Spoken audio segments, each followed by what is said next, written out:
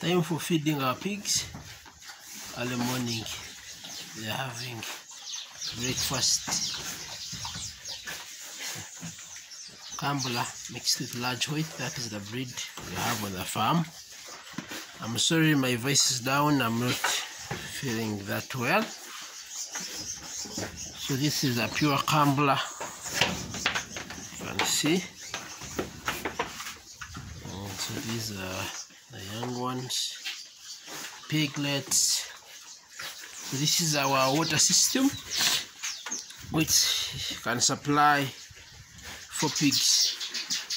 This is our nipple.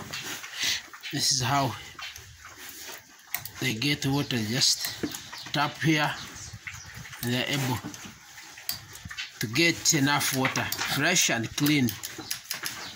So whenever you're doing piggery, those are some factors you need to consider. Fresh and clean water.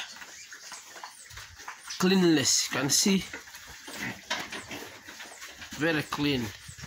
You can see, very clean. Aeration is another factor. You can get fresh air. You can see. So we have other sections here. I have this one here. Still have another water system which can supply still 4 pigs. And another one is here, say you can see up, also supplying 4 pigs. So ladies and gentlemen, this is something easy to construct. You can take 4 million from you, but it can accommodate 12 pigs, depending. If you want me, I have 1, 2, depending. So this is, you can see you have a very good breed. So we are still in the holidays, so we are just taking you through.